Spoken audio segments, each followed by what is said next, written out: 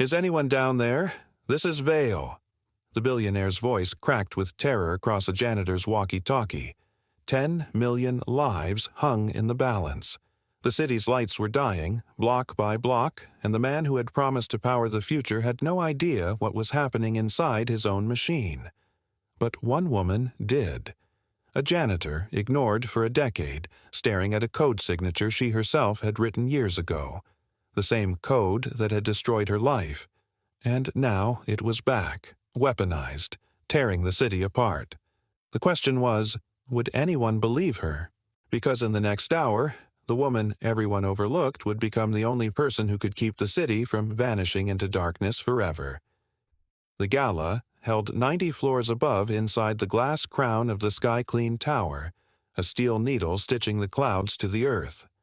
Below, the city sprawled like a circuit board, its avenues and boulevards rivers of liquid gold and diamond.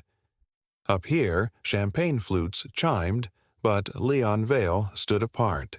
Leon stood at the edge of the terrace, a man carved from ice and ambition, his reflection a sharp silhouette against the glittering metropolis he was about to revolutionize. He was not celebrating. He was observing. His new fusion grid, the Ethel grid, was 30 minutes from its final integration. Tonight wasn't a party. It was a coronation. His coronation. He was the man who had tamed the atom, promised limitless clean energy, and was about to make good on it. His legacy, built on the ghost of his dead brother and the weight of his family's name, was about to become immortal. He took a sharp, controlled breath, the cold night air doing little to cool the fire of anticipation in his gut. His gaze swept across the skyline, a king surveying his domain. 1,000 feet below, in the concrete heart of the tower, Maya Cruz was king of a very different domain. Her kingdom smelled of ammonia and industrial soap. It was a world of echoing corridors, of humming server farms, of the lonely quiet that settles over a great building after its important people have gone home. She pushed her cart along the polished floor of Sublevel 3, her scuffed work shoes the only sound. Her reflection was not sharp and defined like Leon Vale's. It was a distorted, weary smudge on the stainless steel doors of the maintenance elevator. She was a ghost in this machine, a necessary but invisible function, like the plumbing or the wiring. 10 years ago, she had been on a path that led to terraces like the one on the 90th floor. She had been a name whispered with reverence in cryptography circles, a prodigy in material science whose mind saw patterns in the universe that others couldn't. Then, in a single, brutal week, it had all been erased. Her name became a cautionary tale. Her career a ruin. Now she had a 7-year-old son to feed, and the quiet dignity of her work was a shield against the past. She paused her mopping outside the primary server hub, the brain of the Ethel grid. Through a reinforced glass window she could see the server racks, their thousands of tiny LEDs blinking in a steady, hypnotic rhythm. Green, green, green. The color of stability. The color of money. The color of Leon Vale's triumph. She felt a familiar, hollow ache. The core principles of the grid's energy distribution algorithm, the way it used predictive modeling to prevent cascade failures, it was a distorted echo of a theory she had pioneered, a theory that had been stolen, twisted, and then used to destroy her. She turned away, the ghosts of her past too loud in the hum of the machines. That's when it began. Not with a bang, but with a flicker. On the 90th floor, a collective gasp went through the crowd. To the west, a vast block of the city's light simply vanished, as if a giant's hand had snuffed it out. A nervous laugh rippled through the partygoers. A minor brownout, surely. But then another section went dark, and another. A creeping, unnatural blackness was eating the city alive, block by block, a tide of night rolling in. Leon's phone buzzed. It was his chief operating officer, Evelyn Reed, her voice tight with a control that was rapidly fraying. "Leon, we have a problem, a big one. The grid is unstable." Down in Sublevel 3, Maya saw it on the maintenance monitors she wasn't supposed to be watching.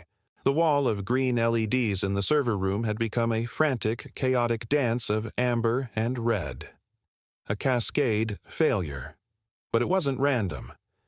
As the error codes scrolled past on the screen, a language she knew better than her own, she saw it. A signature. A ghost in the machine.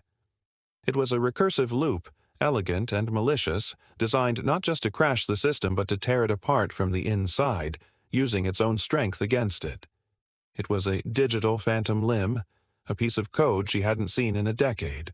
A piece of code she had written as a theoretical exercise, a warning about a potential vulnerability, a piece of code she had been accused of using to fabricate data, a piece of code that had ended her life.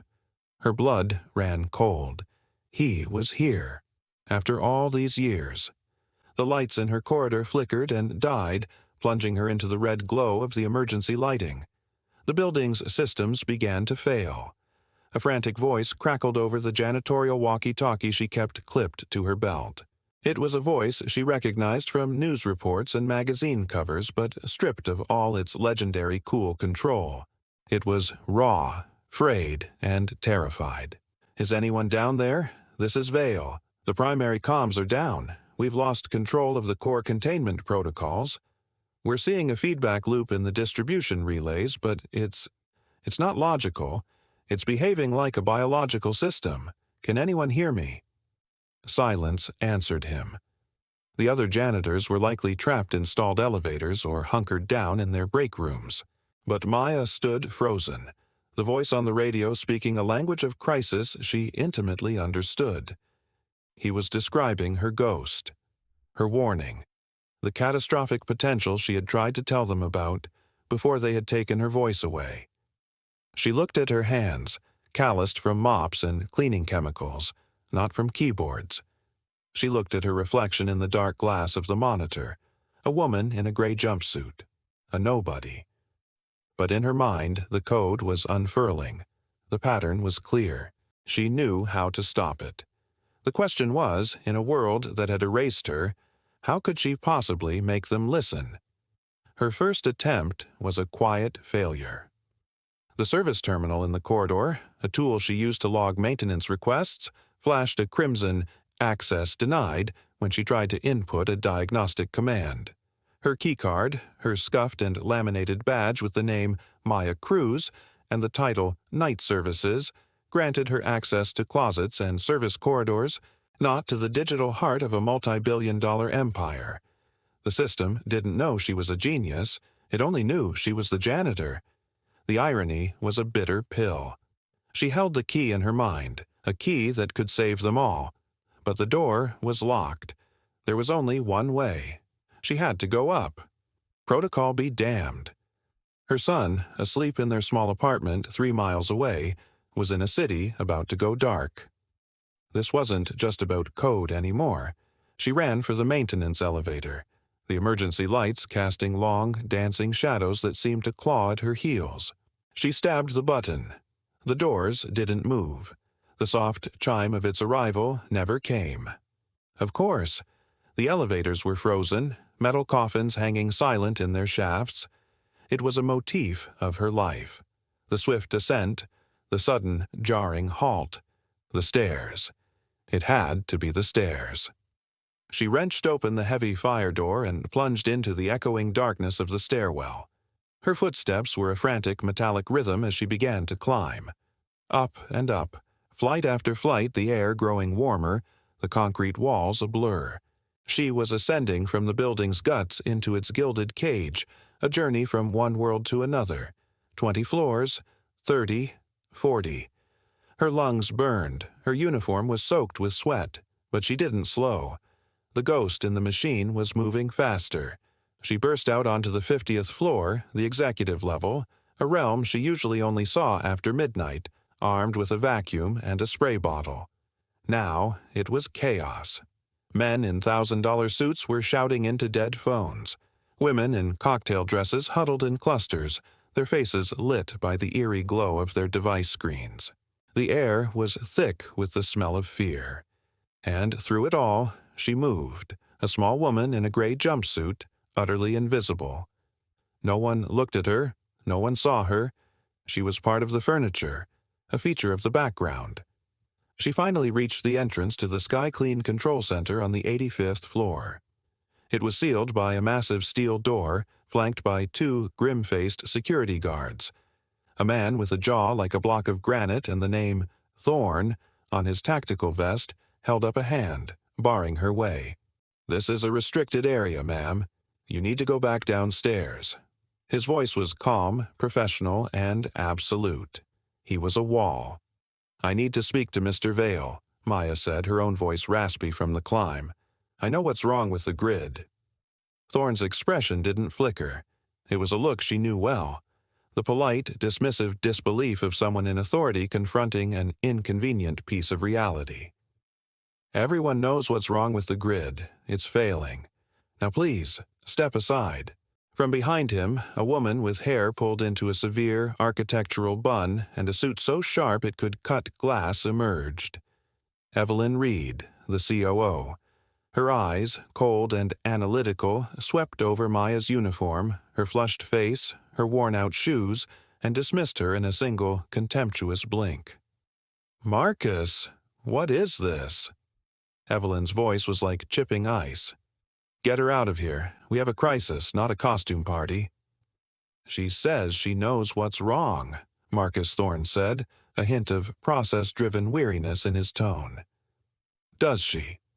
Evelyn turned her full Arctic attention on Maya. "And who are you?"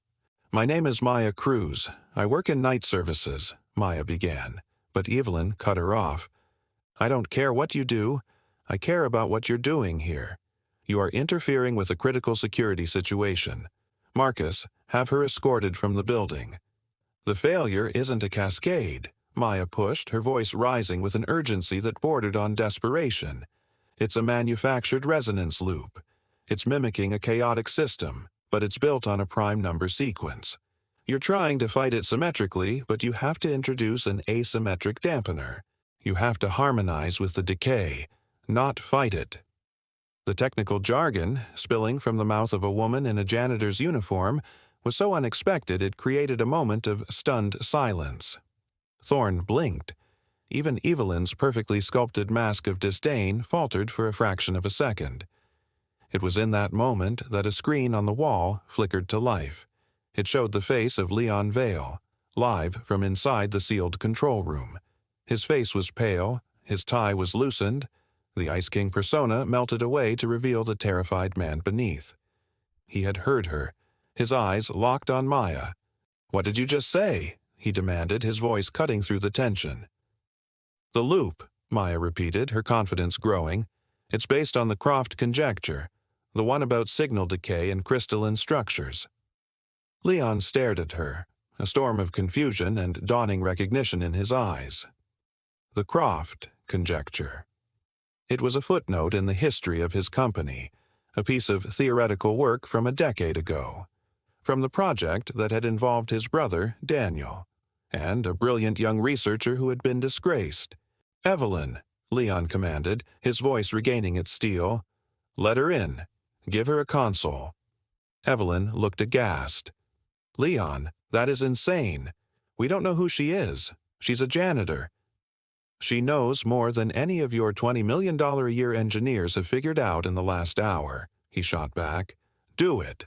Now." His gaze was fixed on Maya. "Give her Level 1 access. And Marcus," he added, his eyes narrowing, "monitor every single keystroke. If she deviates by a single character from what I authorize, you cut her connection." Thorne nodded, his face unreadable. He tapped his console. The massive steel door hissed open. Evelyn Reed stared at Maya with pure, unadulterated loathing, as if Maya were a virus that had just breached the firewall. "You do this, and every consequence is on you," she whispered, a threat and a promise. Maya walked past her, past the guards, and into the technological heart of the storm. The room was a theater of crisis. Dozens of engineers staring at a massive central screen that showed the ethel grid bleeding energy, its lifeblood draining away into the encroaching darkness. As her fingers, trembling slightly, touched the cool plastic of the keyboard, a fresh wave of alarms blared. The entire system lurched, a wounded beast crying out in pain. The first major sabotage wave had hit, perfectly timed to her arrival. Every eye in the room, filled with accusation and fear, turned to her. Leon Vale's face on the screen was a mask of stone, his desperate gamble already looking like a catastrophic mistake. The auxiliary control room was an island of tense silence amidst a sea of chaos. Maya sat at a secondary console, a small, gray figure surrounded by the frantic energy of SkyClean's top engineers. On the main screen, Leon Vale's face was a permanent fixture, his eyes rarely leaving her. He had granted her entry, but it was a cage, not a sanctuary. Evelyn Reed stood a few feet behind her, a silent, judgmental statue radiating waves of hostility. Every breath Maya took felt measured, every keystroke scrutinized. She ignored them all. The world shrank to the glowing characters on her screen. She dove into the code, her mind moving with a speed and clarity she hadn't felt in a decade. It was like coming home. The saboteur's work was brilliant, she had to admit. It wasn't a sledgehammer, it was a scalpel, deftly slicing through the grid's defenses. The virus didn't attack the core directly. Instead, it targeted the harmonic regulators, the very systems designed to keep the fusion reaction stable. It was introducing minute, almost undetectable frequency shifts, slowly pushing the entire grid towards a state of destructive resonance. It was her old theory, her warning, weaponized with a terrifying elegance. It was Julian's signature, all right.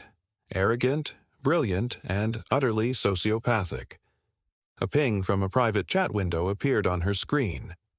"They're not giving you everything," the message read. "Evelyn is holding back the historical diagnostic logs. Thinks you're the saboteur. I can get them for you."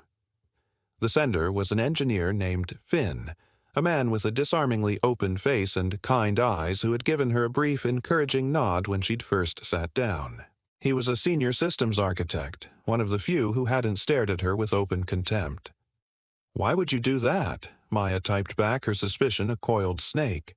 "Because I've been saying for months that our security protocols were a joke," he replied instantly. "Evelyn prizes loyalty over competence. You're the first person who's talked sense since this whole mess started. Check your private server directory in 5 minutes." True to his word, a data packet appeared.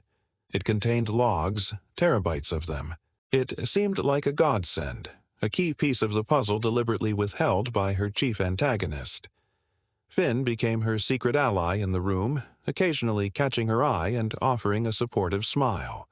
He would point her towards specific subsystems that were showing anomalous energy fluctuations, feeding her data points that seemed to corroborate her initial theory. He was charming. He was helpful. He was a complete and utter lie. Meanwhile, Leon Vale was conducting his own investigation. The name Maya Cruz was an itch in his brain he couldn't scratch.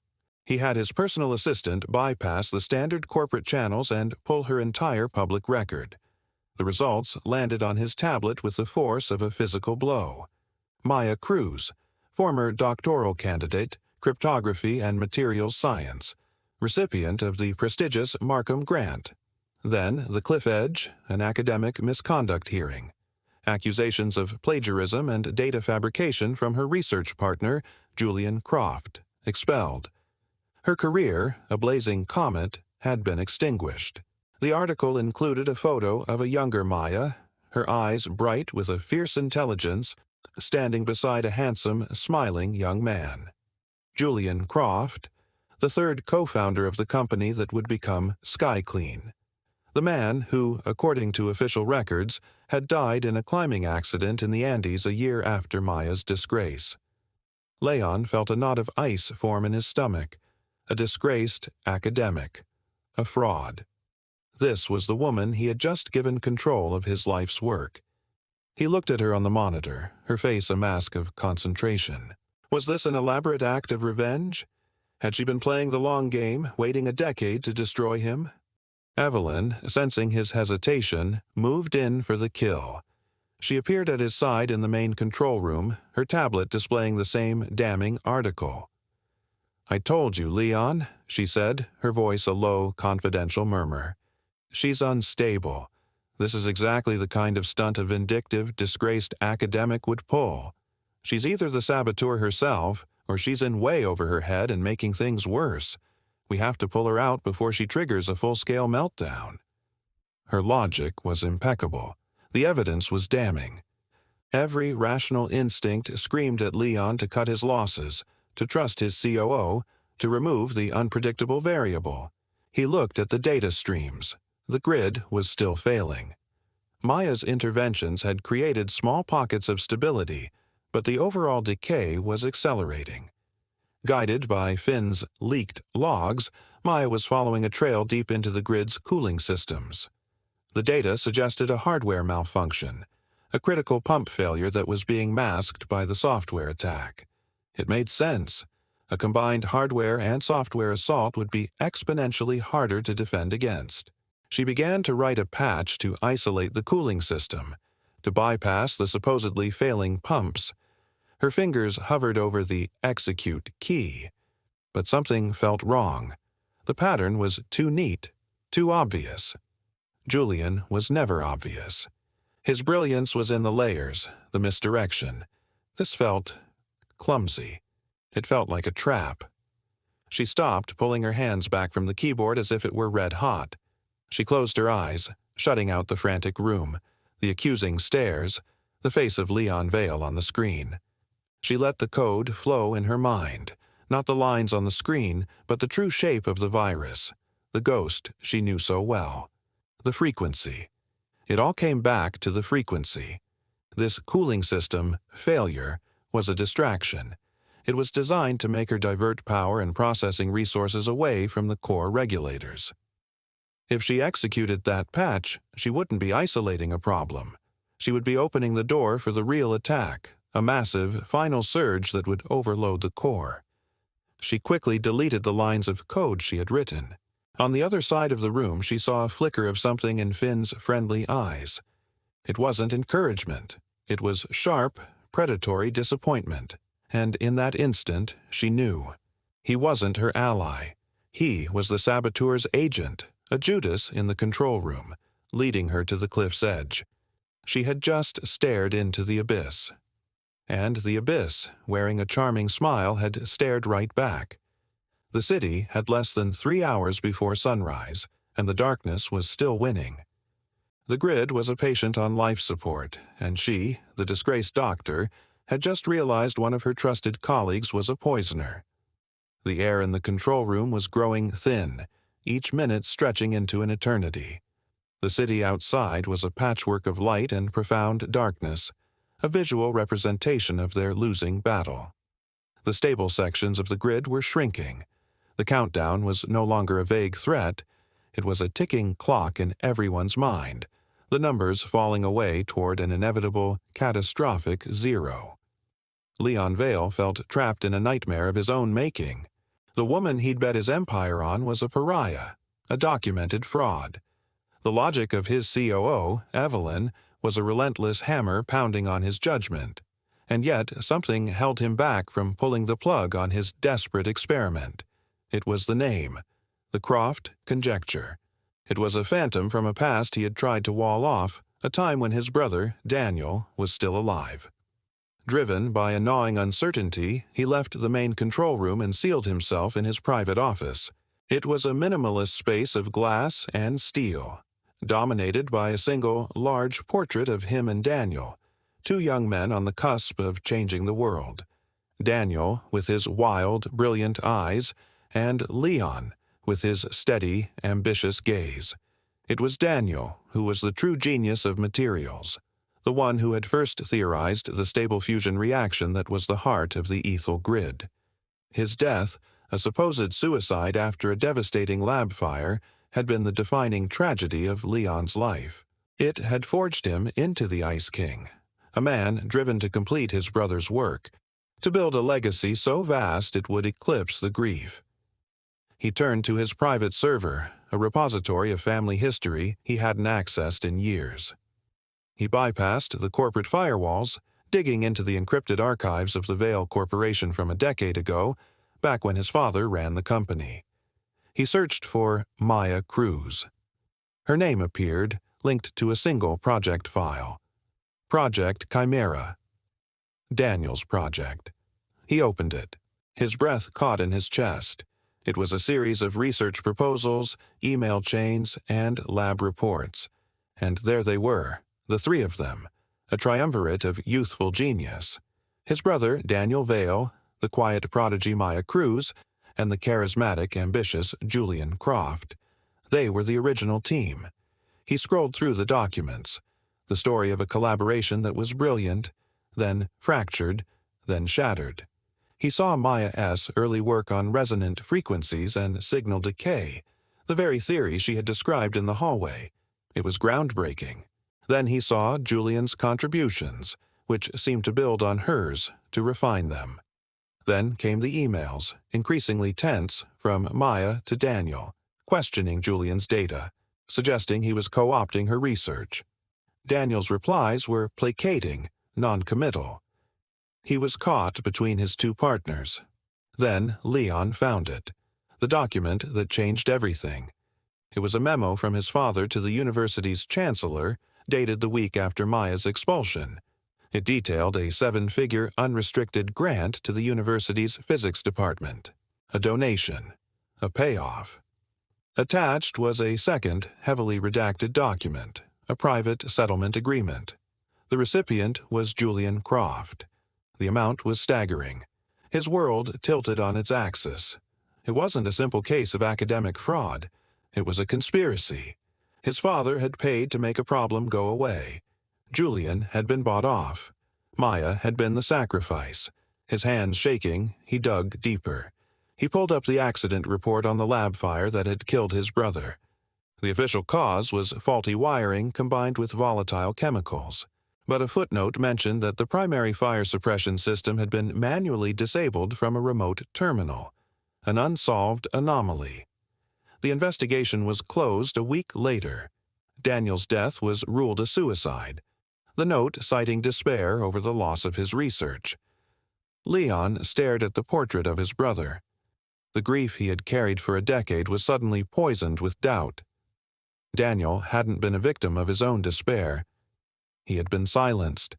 He must have known the truth about Julian stealing Maya's work. He was the loose end. The entire foundation of Leon's life, the noble quest to finish his fallen brother's work, was a lie. His legacy was built on the ruins of an innocent woman, as life, and the covered-up murder of his own brother. And in the quiet of his office, Leon felt the foundations of his empire cracking beneath him. The portrait of Daniel, once a beacon, now mocked him with its silence. His father's money, Julian's lies, Evelyn's complicity. It was all there, written between the lines.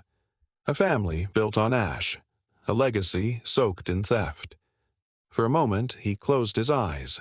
The roar of panic from the control decks below faded, replaced by the memory of his brother's voice. Truth isn't fragile, Leon. It survives fire. It survives time. The only thing that kills it is silence. Leon opened his eyes. He was done being silent. He slammed his palm on the comms override, his voice cutting across every console in the tower. Cruz, you were right. Julian's code, it's his. He killed my brother. He framed you. I see it now. Finish this. Do what you have to do. The words hit Maya like a physical shock. She looked up from her terminal, her pulse hammering in her ears. For 10 years, no one had listened. For 10 years, her truth had been poison. Now the man at the top of the tower was saying it aloud. She forced herself to breathe, fingers tightening over the keys. On the far side of the room, Finn froze. For the first time, his mask slipped, revealing something sharp and panicked beneath the genial exterior. His hands moved fast, trying to push a final sequence through. Maya recognized the rhythm instantly. A fail-safe surge. Julian's true attack, hidden inside layers of misdirection. "Stop him!" she shouted, her voice ringing across the chamber.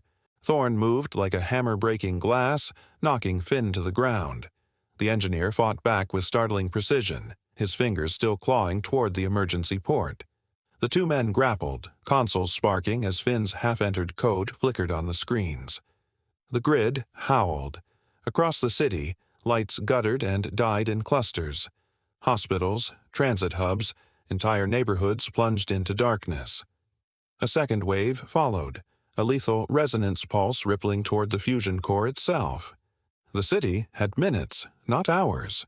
Maya bent to her console, shutting out the noise, the fighting, Evelyn's shrill voice demanding she be cut off. She saw it now, the true pattern beneath the chaos. Julian hadn't just corrupted the grid, he had written a duet, a recursive system that only made sense if someone knew the counterpoint. Her counterpoint. She whispered under her breath, a mantra she had once told her son to calm him in nightmares. Asymmetry survives. Her fingers blurred. She wasn't fighting Julian's loop, she was weaving with it, introducing dissonance where he expected harmony, fracturing the perfect recursion with tiny, deliberate imperfections. On the monitors, the catastrophic resonance slowed. The grid's heartbeat stuttered, still erratic but no longer accelerating toward collapse. A fragile balance. Finn roared, breaking free of Thorn's grip long enough to slam a key into the auxiliary port. The failsafe rearmed, its countdown streaking across Maya's screen, 60 seconds to core failure. The room erupted. Engineers screamed. Evelyn turned on Leon's feed, her face twisted with fury. "This is what you've done! You've given the system to a criminal! Shut her down before she kills us all!" But Leon only stared at Maya, at the woman in the janitor's uniform, her face lit by the glow of cascading code. He said nothing. He only nodded once. Maya's breath steadied. 60 seconds. She typed faster than she ever had, faster than she thought possible, her body trembling with exhaustion, her mind locked into the flow. She wasn't just patching code, she was writing music, bending Julian's melody into something new. At 10 seconds, the failsafe screamed its final note. Maya struck enter. The monitors flared white, then stabilized. Across the city, light flooded back street by street, tower by tower, like dawn arriving all at once. Hospitals flickered alive, subways groaned back into motion, the skyline relit in a single breathtaking sweep. The resonance collapsed into silence. The core held steady. The city lived. The room exhaled. Finn lay pinned under Thorn's weight, his face a ruin of blood and sweat, yet he smiled through split lips. "You think this ends it?" he whispered. "Julian doesn't lose. He's already in places you can't see. Tonight was only proof of concept." Maya turned to him, her voice quiet but sharp as glass. "Julian always underestimated one thing. People see what they want to see. I was invisible for 10 years. I learned how to win there." Evelyn stepped forward, fury still burning, but Leon's voice cut her down. "You'll step down effective immediately. Security has everything they need to review your obstruction. You chose loyalty to a lie over the truth. That ends tonight." For once, Evelyn had no answer. Leon turned back to Maya. For the first time in his life, he felt small in the presence of another's strength. "The city will know what you did," he said. "They'll know your name." Maya shook her head, exhaustion softening her words. "Don't make me a symbol. Just make sure no one else gets erased the way I did." She pulled off her badge, the laminated card that had defined her exile, and laid it on the console. "I was never just night services, and I was never gone." Silence settled in the room, broken only by the soft hum of the stabilized grid. Hours later, as dawn rose, Maya walked out of the tower into the pale light of morning. The city was alive, buzzing, unaware how close it had come to silence. She thought of her son, still asleep in their small apartment, safe because she had refused to disappear again.